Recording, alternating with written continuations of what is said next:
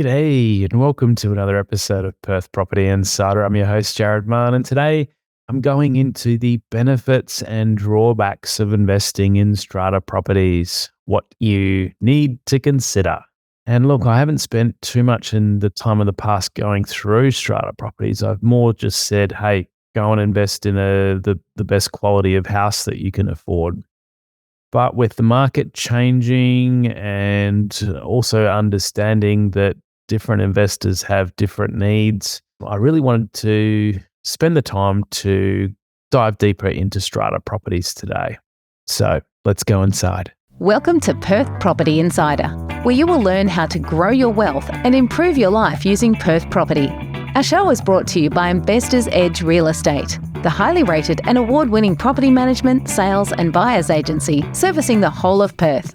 Now, here's your host, Jared Mann. Now, strata properties. I really wanted to go through all the ins and outs because they can be worth considering for investment and certainly for a place for you to live as your home. And as prices are continuing to increase all across Perth, as we've seen in other capital cities, more of the market will tend towards the more affordable options of strata as prices of houses continue to increase. And as migrants come into Perth and more investors come into Perth, they are getting priced out of areas. And if your budget's only $400, $450 now, it's pretty hard to buy a house in Perth without going really, really far out. So that's where it can be worth considering a strata property. And if you've got other needs more towards cash flow or getting a yield from your properties, you're more towards wanting to replace your income or transition to retirement, that's where strata properties can be more worth considering as well. But let's go into some of these ins and outs and I'll start to unpack this for you. Now, what is a strata property? Well, a strata scheme can be either land or building or a group of buildings that's been divided into lots. And these lots can have apartments or they can be townhouses or they can have a villa on them. The important thing to know is that they're an individual lot that is part of an overall scheme. And when you buy that lot, you also have what's called an undivided share of ownership of a common property. And we say undivided because everyone that's in that strata scheme has a share of that common property. You can't go and say, this little piece of the common property is mine. It's undivided. So everyone has a share in that common area. And the common areas may include shared gardens or external walls or roofs that are part of the common property, include driveways and stairwells or pools, lifts, parking for visitors, include your letterboxes. So all these things can be on common property and you would have an undivided share of ownership in them. So what are some of the different types of strata properties? I mentioned a few there, but you can have apartments, which are typically higher density. You can have units where they could still be on the single level or they could be on top of each other. I sort of think of units as being the older complexes and apartments as being the more modern complex. And in both of these cases, there's typically units that are above or below or attached to and having a common wall or common roof. And then we've got more lower density options such as townhouses, which are typically 2-story, usually detached from each other, usually with their own roof to just that townhouse. You've got villas, which are usually single level, and they can either be attached to the neighboring villas or completely detached. The roofs can be attached or detached, so it can be variety in there as to what is common to them and what isn't. And then you also have land that may not have any building on it at all that would also be a strata property and these lower density types of strata, townhouses, villas and land are known as single tier schemes where no lot is above another lot or below another lot. So we have the multi-tier schemes and the single tier schemes. And we also have different types of plans, and let me take you through those. We've got strata plans where the building envelope is shown for the actual building, and that's shown on the plan and it's specified. And usually, common property would usually include the roofs and the outside of the buildings. And that is where there's going to be a bit more shared ownership, because the common property is shared with roofs shared, outside of buildings shared. You can have a bit less control over that type of setup. And then we've got the survey strata plans, and that's where no buildings are shown on the plan and the lots are surveyed, and the outside of the lot boundary is where the plan defines the lot. And so you usually have more ownership in this case. Your ownership's everything inside the lot boundary, and you usually have more flexibility to change the building, and you have more control. You're also responsible for more usually as well. You'd be responsible for the upkeep of your roof and the upkeep of your outside of your walls. But with that responsibility also comes a bit more flexibility. So a survey strata plan is much closer to being a green title than a strata plan is. And again, that's where the outside of the lot boundaries are shown, and the lot boundaries don't include the outside of the buildings. The buildings are not shown on the plan. Now let's go into some of the benefits of investing in strata properties, because if you'd listened to some of my past episodes, you may think I'm completely negative about strata, which is not the case. I'm usually just saying what's best for the majority is to buy the best quality of house that you can. But there's different things I would suggest depending on your situation and what you're trying to achieve, and whether it's for your home or for your investment. And many different things are going to come into this purchase decision, including your budget as well is going to have a big effect. And that brings me to the first benefit, which is strata properties are often a lot more affordable. Certainly are more affordable to get into an individual suburb and have all the benefits of that and the amenities of that suburb. If you're going to buy a house in there, you might pay 2 times more or 3 times more, 4 times more.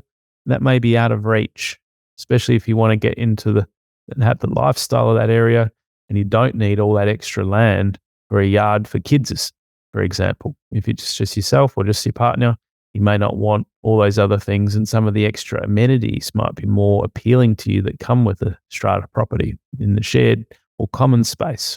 So it can give you an entry-level opportunity to get into some of these more prime locations. Some of the other benefits are that you have shared maintenance responsibilities. So that can, I say with an asterisk, reduce the individual cost, or if not be similar to the cost you might pay to maintaining an overall house. And look, some people can be put off when they see certain strata fees, but you've got to think about if you were maintaining your house and it was a similar price sort of property, you'd probably be spending a similar amount to keep it up ongoingly.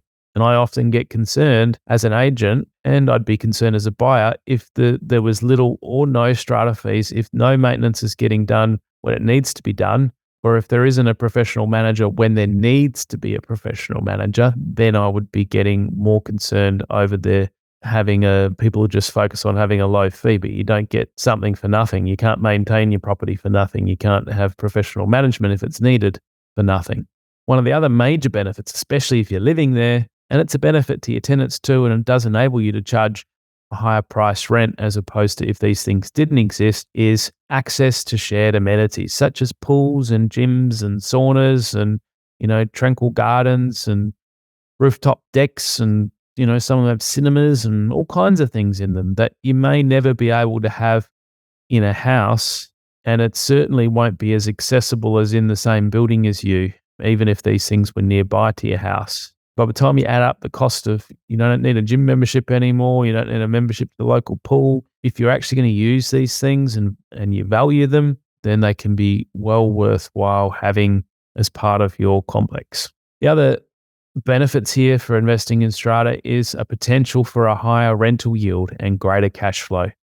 And of course, you've got to look through to the overall costs that are associated with that property, such as the strata fees, both the admin fee that you're contributing to the ongoing administration and the reserve that you're contributing to the longer term upgrade for larger items that they build up. You've got to take all of those costs, including, rates and council rates and water rates and all that into account, and look at your bottom line net cash flow. Don't forget about including the strata fee in that. But yes, you'll find that apartments do often have a much higher rental yield than a house might for the equivalent money that you spend. Why is that?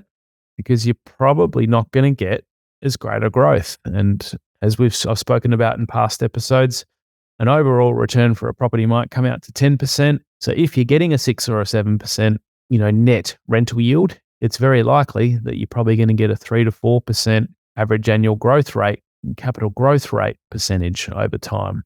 So just understand that you are trading off, in most cases, a lower average annual growth rate for this higher rental yield. And if it suits you to have higher cash flowing properties or to have an apartment in the mix among your houses to offset, them and have a higher rental yield, or if you're transitioning to retirement or replacing your income sooner, then it can make more sense to have some of these some apartments or villas or townhouses with a higher rental yield in the mix. And that's where it gets down to designing a portfolio and having an overall strategic portfolio plan that we can help you with creating.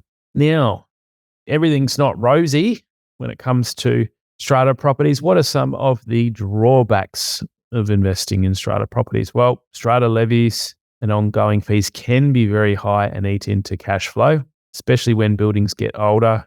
It can feel like you're contributing all this money for stuff that's not even seen. And why can that be the case? Well, what can often happen, and I alluded to this earlier, is if a building's not maintained well over time, a lot of maintenance can build up. And if you haven't owned it for the entire time, you haven't benefited from the low strata fees. When you're entering in as a purchaser, you might be entering in when all this maintenance work needs catching up on. All of this maintenance works come to the surface, come to light, and you may be bearing the brunt of that catch-up work. Whereas if someone's owned it and been an owner for a long time, they're swings and roundabouts. They've paid less previously, they're paying more now, averaging out okay.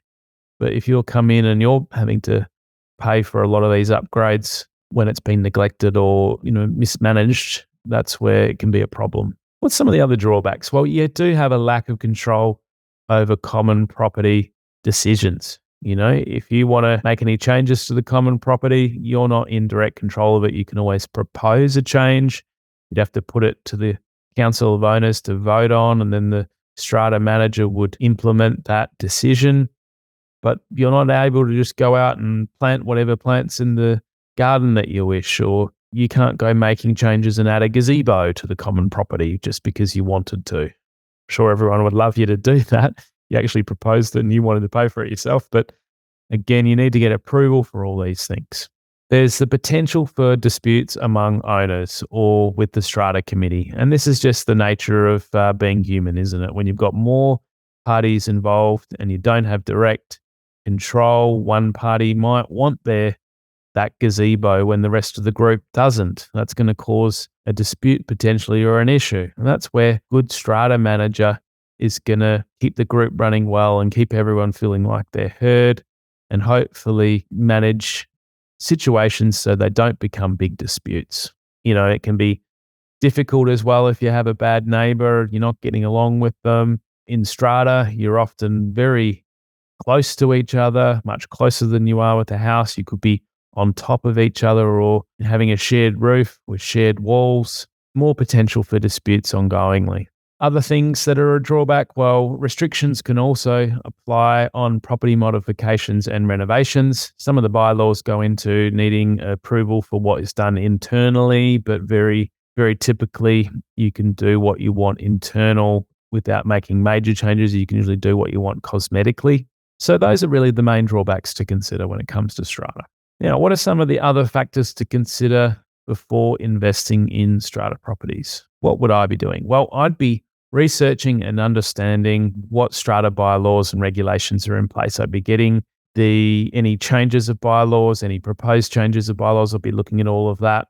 I'd be examining the financial health of the strata scheme. I'd be looking at what is their budget for the next year include, what are their financials show, is their current statement of assets and liabilities, and making sure that things look healthy in that regard.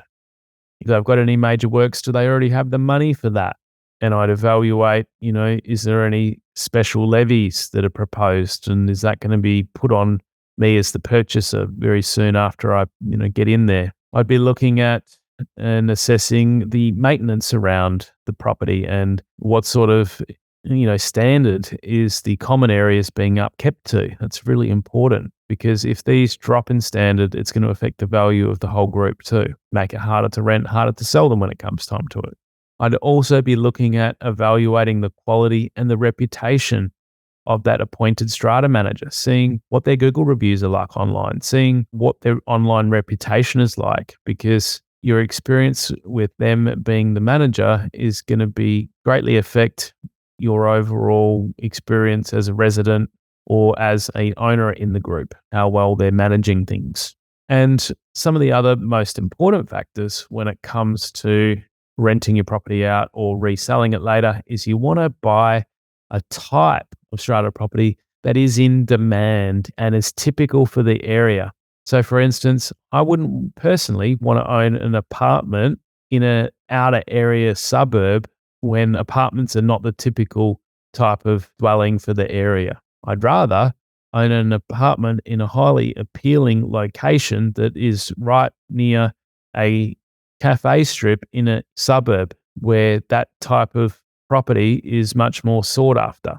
And preferably, I'd look for as high a land component as I could afford, such as villa or a townhouse, where a lot of these drawbacks or negatives that I mentioned can be removed, especially if you're buying into smaller groups where you're not going to have as much potential for trouble. If the common areas are kept smaller, you don't have as much shared costs and ongoing expenses for the group.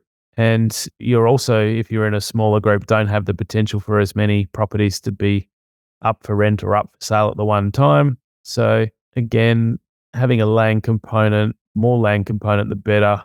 Do not trade off the location. And I would be sticking to those things as being my guiding light. Now, what feeds into this saleability and rentability is the supply of other properties that might be for sale or for rent at any one time. And I'd be looking at what other developments have been approved for the area. And it usually takes, 2-3 years for a project to get out of the ground. You can at least look and see with council, and I have some very good tools in my suburb intelligence reports. If you go to investorsedge.com.au/join, in those suburb intelligence reports, we send them out every 6 months for specific suburbs, can keep you informed with developments that are approved in an area. It's a great way to see what sort of supply might be coming up as well. Okay, so those are some of the extra factors to consider. Next, we have the importance of reviewing the strata committee and its management. So I'd understand the different roles and responsibilities of the strata committee. There's a council of owners. They appoint and can choose a strata manager to manage things on behalf of that council and behalf of the group. I would look at how effective you communicate with this strata management company. I'd check any history of past disputes or legal issues on the strata scheme, and a lot of that would be noted, if not all of it would be noted in the AGM meeting minutes. So what are some of the other potential risks and challenges for a strata property? I would be looking at, is there any special levies proposed for unexpected repairs or maintenance that can hurt? Some of the other risks are finding tenants when the market's down, or because there's high competition with lots of other apartments or similar dwellings coming on in line. And the other sort of potential risk is to have potential lack of control over a change in bylaws that you might not agree with. So they're the main areas for risk that I'd be looking into. Now, what are some tips for successful investment in strata properties? You really just need to conduct thorough inspections of the individual units and the common areas. I'd assess the demand for both rent and sale of that specific location, and it can help to network with other experienced strata investors and seek advice on the area that you're looking to get into. What are some of the strategies I can suggest to mitigate these risks and maximize your returns? Well, I would diversify any ownership of strata properties, especially into different locations, so you're not going to be, overly exposed at any one time. I'd seek that higher land component and or less lots in a group to have more control. I'd be looking to build strong relationships with the strata committee and the fellow owners and the strata manager, because that's going to give you the inside view and help get more of the things that you want implemented, and for you to keep up with what is going on in the group. And I'd be looking for a group that is keeping up with maintenance and has done so ongoingly, and that they've got a proactive management to maintain the property value. So we want steady maintenance as she goes, not let it all build up and surprise someone later. Surprise everyone later. And really, if you've owned in the group for a long time, it should come as no surprise if maintenance hasn't been done when you're hit with the larger bills for larger items. So in conclusion, there is a lot of benefits to investing in strata properties. You shouldn't rule them out entirely. I think especially if you look at the lower density properties with a higher land component, you really investigate what supply is coming up, and you look into the actual AGM minutes, the financials, the health of the group, how maintained the common areas are. It can be well worth considering, especially if you're getting a higher rental yield or you've got a limited budget, and it's going to help you get into more desirable locations. And like all types of investment, I would look back at how the history of that property has performed. And the longer you can look back, the better, of course. And that's often why I don't like new properties of any type, because I don't have that history to rely upon when making a decision. It's really important to have careful research and due diligence. And you could always look to involve a settlement agent to help you with reviewing these things. And that definitely means seeking professional advice before making investment decisions. So I hope this has been of help. And if you do want some input, both rentability or resale, when you're looking at a purchase for strata, get in touch with us and we're happy to help. If this has been of help, give us a rating or review, share with your friends, and I'll catch you on the next episode. Just a reminder, the information discussed in this podcast is general in nature. As we don't know your specific situation, you should always seek professional advice before taking any action. For free market reports on your suburbs of interest and other helpful resources to grow your wealth, make sure you join my property investor update at investorsedge.com.au/join. And finally, make sure you're a member of our Perth Property Investment Facebook group to be part of the conversation with other like-minded investors, get help to your questions, and get a feel for what's going on out there in the market. I'll see you in the group.